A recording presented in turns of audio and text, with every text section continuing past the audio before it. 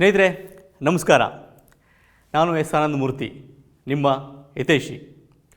ಇವತ್ತಿನ topic inflation, ಹಣದುಬ್ಬರ. ಈ ಇನ್ಫ್ಲೇಷನ್ ಅಥವಾ ಹಣದುಬ್ಬರದ ಬಗ್ಗೆ ನಾವೆಲ್ಲ ದಿನನಿತ್ಯ ಪೇಪರ್ಗಳಲ್ಲಿ ಅಥವಾ ಟಿ ವಿಗಳಲ್ಲಿ ಕೇಳ್ತಾ ಇರ್ತೀವಿ, ಓದ್ತಾ ಇರ್ತೀವಿ. ಹಾಗಿದ್ರೆ ಇನ್ಫ್ಲೇಷನ್ ಅಂದರೆ ಏನು? ಇದು ನಮಗೇನಾದರೂ ಹೊಸದಾ? ಖಂಡಿತ ಅಲ್ಲ ಸ್ನೇಹಿತರೆ. ಇದರ ಪರಿಣಾಮಗಳನ್ನ ನಾವು ದಿನನಿತ್ಯ ನಮ್ಮ ಜೀವನದಲ್ಲಿ ನೋಡ್ತಾ ಇರ್ತೀವಿ. ಆದರೆ ಟೆಕ್ನಿಕಲ್ ಆಗಿ ನಮಗೆ ಇದೆ ಅಂತ ಗೊತ್ತಿರಲ್ಲ.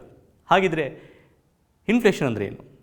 ಯಾವುದೇ ವಸ್ತು ಅಥವಾ ಸೇವೆಗಳ ಬೆಲೆ ದಿನೇ ದಿನೇ ಹೆಚ್ಚಾಗ್ತಿರುತ್ತೆ.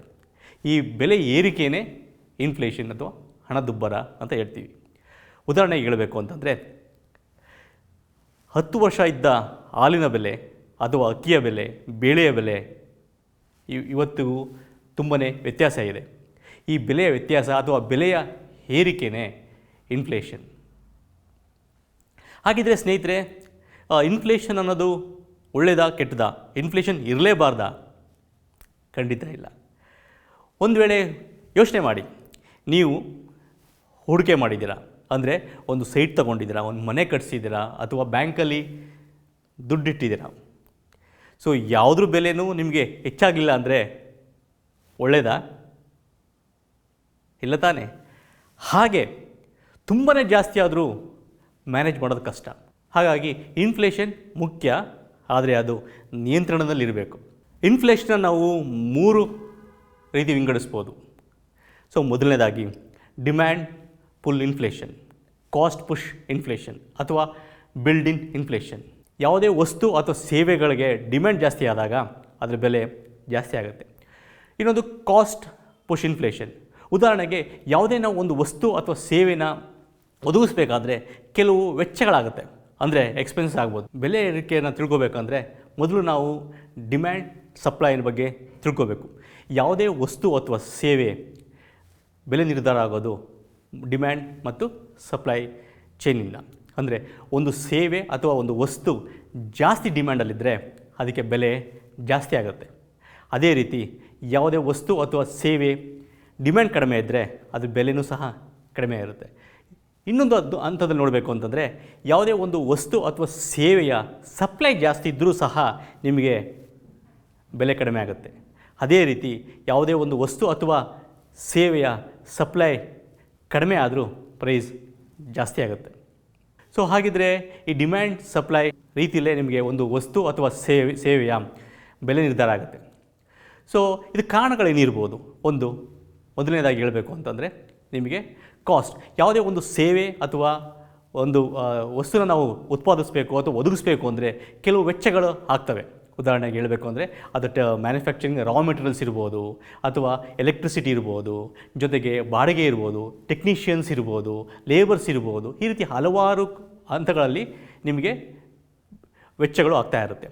ಯಾವಾಗ ಈ ಮೂಲ ಬೇಕಾದಂಥ ಸೌಕರ್ಯಗಳು ಅಥವಾ ರಾ ಮೆಟೀರಿಯಲ್ಸ್ದು ಬೆಲೆ ಜಾಸ್ತಿ ಆಗುತ್ತೋ ಆವಾಗ ನಿಮಗೆ ಆ ವಸ್ತುವಿನ ಬೆಲೆನೂ ಜಾಸ್ತಿ ಆಗುತ್ತೆ, ಅಥವಾ ನಿಮಗೆ ಬೆಲೆ ಮಾಡಬೇಕಾಗತ್ತೆ. ಸೊ ಇದು ಒಂದು ಕಾರಣ. ಇನ್ನು ಕೆಲವು ಸಲ ಏನಾಗುತ್ತೆ, ನಿಮಗೆ ಕಾರಣಾಂತರಗಳಿಂದ ಕೆಲವು ವಸ್ತುಗಳದ್ದು ಬೆಲೆ ಜಾಸ್ತಿ ಆಗುತ್ತೆ. ಉದಾಹರಣೆಗೆ ಹೇಳಬೇಕು ಅಂದರೆ, ಯುದ್ಧಗಳು. ಈಗ ರಷ್ಯಾ ಮತ್ತು ಯುಕ್ರೇನ್ ಮಧ್ಯೆ ಯುದ್ಧ ನಡೀತಾ ಇದೆ. ಸೊ ಇದ್ರ ಪರಿಣಾಮ ಏನಾಗ್ತಿದೆ ನೋಡಿ, ಇಡೀ ಪ್ರಪಂಚದಲ್ಲಿ ಆಯಿಲ್ ರಿಸೋರ್ಸಸ್ ಮತ್ತು ಆಯಿಲ್ ಪ್ರೈಸ್ ಮೇಲೆ ಎಫೆಕ್ಟ್ ಆಗ್ತಾ ಇದೆ. ಅದ್ರ ಬಗ್ಗೆ ತುಂಬ ಡೀಟೇಲ್ಸ್ ಈಗ ಡಿಸ್ಕಷನ್ ಬೇಡ. ಇನ್ನು ಕೆಲವು ಸಲ ನಿಮಗೆ ತುಂಬ ಮಳೆ ಬಂದು ಈರುಳ್ಳಿ ಕೊಳ್ತೋದ್ರೆ, ಅಥವಾ ಈರುಳ್ಳಿ ಸಪ್ಲೈ ಕಡಿಮೆ ಆದರೆ ಈರುಳ್ಳಿ ಬೆಲೆ ಜಾಸ್ತಿ ಆಗುತ್ತೆ. ಸೊ ಈ ಥರ ನಾವು ಈ ರೀತಿಯ ಬೆಲೆ ಏರಿಕೆಯನ್ನು ನಾವು ದಿನನಿತ್ಯದಲ್ಲಿ ತುಂಬ ನೋಡ್ತಾ ಇರ್ತೀವಿ. ಸೊ ಹಾಗಿದ್ರೆ ಬರೀ ನಮ್ಮ ದಿನನಿತ್ಯಕ್ಕೆ ಮಾತ್ರ ಇದನ್ನು ಸೀಮಿತ ಆಗುತ್ತಾ, ಅಥವಾ ಇದರಿಂದ ಬೇರೆ ಏನಾದರೂ ನಮಗೆ ಎಫೆಕ್ಟ್ ಆಗುತ್ತಾ? ಹಾಗಾದರೆ ಇದನ್ನು ಯಾವ ರೀತಿ ನಾವು ನಮ್ಮ ಜೀವನಕ್ಕೆ ಇನ್ಫ್ಲೇಷನ್ನ ಮೆಟ್ಟಿ ನಿಂತು ನಮ್ಮ ಸ್ಟ್ಯಾಂಡರ್ಡ್ ಆಫ್ ಲಿವಿಂಗ್ ನಾವು ಕಾಯ್ದುಕೋಬೇಕು? ಈ ಇನ್ಫ್ಲೇಷನ್ ನಮ್ಮ ಹೂಡಿಕೆ ಮೇಲೆ ಎಷ್ಟು ಪರಿಣಾಮ ಬೀರುತ್ತೆ, ಅಥವಾ ಇದನ್ನು ನಾವು ಮ್ಯಾನೇಜ್ ಮಾಡೋಕ್ಕೆ ಸಾಧ್ಯನಾ? ಒಂದು ವೇಳೆ ನಾವು ಮಾಡಬೇಕಿದ್ರೆ ಹೇಗೆ ಮಾಡಬೇಕು, ಅದ್ರ ಬಗ್ಗೆ ನಾವು ಡಿಸ್ಕಸ್ ಮಾಡೋಣ. ಈಗ ನಾವು ನಾಮಿನಲ್ ರೇಟ್ ಆಫ್ ಇಂಟ್ರೆಸ್ಟ್ ಬಗ್ಗೆ, ರಿಟರ್ನ್ ಬಗ್ಗೆ ನಾವು ಮಾತಾಡೋಣ. ಅಂದರೆ ಉದಾಹರಣೆಗೆ ಹೇಳಬೇಕು ಅಂದರೆ, ನಾವು ಬ್ಯಾಂಕಲ್ಲಿ ಡೆಪಾಸಿಟ್ ಮಾಡಿದಾಗ ನಾವು 100 ರೂಪಾಯಿ ಇನ್ವೆಸ್ಟ್ ಮಾಡಿದ್ರೆ ನಮಗೆ 1 ವರ್ಷದ ನಂತರ 106 ರೂಪಾಯಿ ಕೊಡ್ತಾರೆ. ಸೊ ಅಂದರೆ ಇವತ್ತಿನ ಹಣದ ಮೌಲ್ಯ ಮತ್ತು ನಾಳಿನ ಹಣದ ಮೌಲ್ಯದ ವ್ಯತ್ಯಾಸ ಅದು. ಸೊ ನಾವು ಇದನ್ನು ಹಣದ ಮೌಲ್ಯದ ಜೊತೆ ಕಂಪೇರ್ ಮಾಡದೆ, ಉದಾಹರಣೆಗೆ ನಾವು ಅಂದ್ಕೊಳ್ಳೋಣ ನಮ್ಮ ದಿನನಿತ್ಯದ ವಸ್ತುಗಳ ಜೊತೆ ಕಂಪೇರ್ ಮಾಡೋಣ. ಅಂದರೆ ಚಿನ್ನ, ಅಥವಾ ಬೆಳ್ಳಿ. ಸೊ ಇವತ್ತು ಇದ್ದಂಥ ಬೆಲೆ ಮತ್ತು ಮುಂದಿನ ವರ್ಷ ಇರೋ ಬೆಲೆ ವ್ಯತ್ಯಾಸ ಏನು? ಈಗ ನನಗೆ ದುಡ್ಡು ಬೇಡ, ನನಗೆ ಆ ವಸ್ತು ಬೇಕು ಅಂದರೆ ಆ ಡಿಫ್ರೆನ್ಸ್ ಎಷ್ಟಾಗುತ್ತೆ? ಉದಾಹರಣೆಗೆ ಹೇಳಬೇಕು ಅಂದರೆ ಇವತ್ತು ನನಗೆ 1 kg ಅಕ್ಕಿ ಬೇಕು, ಮುಂದಿನ ವರ್ಷ ಆ 1 kg ಅಕ್ಕಿಯ ಬೆಲೆ ಎಷ್ಟು? ಸೊ ಇವತ್ತು ನನ್ನ ಪರ್ಚೇಸಿಂಗ್ ಪವರ್ ಏನಿದೆ, ಆ 100 ರೂಪಾಯಿಗೆ ಇದ್ದಂಥ ಬೆಲೆ ಮುಂದಿನ ವರ್ಷ 100 ರೂಪಾಯಿಗೆ ಇರೋದಿಲ್ಲ. ಪರ್ಚೇಸಿಂಗ್ ಪವರ್ ಇನ್ಫ್ಲೇಷನಿಂದ ಕಡಿಮೆ ಆಗ್ತಾ ಇರುತ್ತೆ. ಇನ್ಫ್ಲೇಷನ್ನ ನಾವು ಯಾವ ರೀತಿ ಮೆಷರ್ ಮಾಡ್ತೀವಿ ಅಂದರೆ ಅದಕ್ಕೆ 2 ರೀತಿ ಇದೆ. ಒಂದು ಹೋಲ್ಸೇಲ್ ಪ್ರೈಸ್ ಇಂಡೆಕ್ಸ್, ಇನ್ನೊಂದು ಕನ್ಸ್ಯೂಮರ್ ಪ್ರೈಸ್ ಇಂಡೆಕ್ಸ್ ಅಂತ.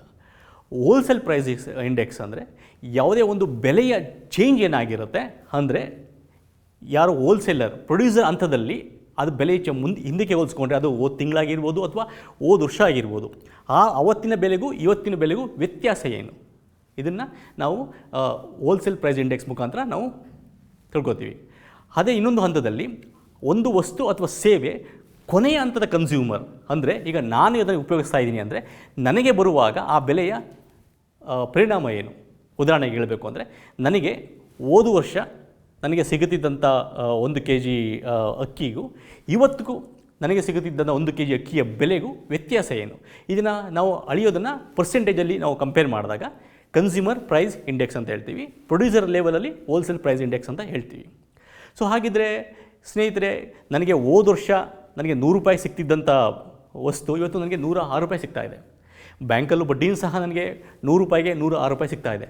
ಹಾಗಿದ್ದರೆ ನನ್ನ ನಿಜವಾದ ರೇಟ್ ಆಫ್ ರಿಟರ್ನ್ ಎಷ್ಟು? 0. ಹೌದು ಸ್ನೇಹಿತರೆ, ನಮ್ಮ ಹೂಡಿಕೆ ಯಾವಾಗಲೂ ರಿಯಲ್ ರೇಟ್ ಆಫ್ ರಿಟರ್ನ್ ನಾವು ಯೋಚನೆ ಮಾಡಬೇಕು. ಅಂದರೆ ನಾನು ಇವತ್ತು 100 ರೂಪಾಯಿ ಇಡ್ತಾ ಇದ್ದೀನಿ ಅಂದರೆ 6 ರೂಪಾಯಿ ಹೆಚ್ಚು ಸಂಪಾದನೆ ಮಾಡ್ತಾ ಇದ್ದೀನಿ ಅಂತ ಅರ್ಥ ಅಲ್ಲ. ಹೋದ ವರ್ಷ ನನಗೆ 100 ರೂಪಾಯಿಗೆ ಸಿಗದಿದ್ದಂಥ ವಸ್ತು ಅಥವಾ ಸೇವೆ ಇವತ್ತು ಎಷ್ಟಾಗಿದೆ? ಒಂದು ವೇಳೆ ನನಗೆ 100 ರೂಪಾಯಿ ಸಿಕ್ಕಿದ್ದಂಥ ವಸ್ತು ಅಥವಾ ಸೇವೆ ಇವತ್ತು ನನಗೆ 110 ರೂಪಾಯಿ ಆಗಿದ್ದರೆ, ಇನ್ಫ್ಲೇಷನ್ 10% ಜಾಸ್ತಿ ಆಗಿದ್ದರೆ ನನಗೆ ಹೂಡಿಕೆಯಿಂದ ಬರ್ತಾ ಇರೋದು 6 ರೂಪಾಯಿ ಮಾತ್ರ. ಅಂದರೆ ನನ್ನ ಅಸಲು ಅಥವಾ ನನ್ನ ಮೂಲ ಹಣದಲ್ಲೇ ಕೋತಾಗ್ತಿದೆ ಅಂತ.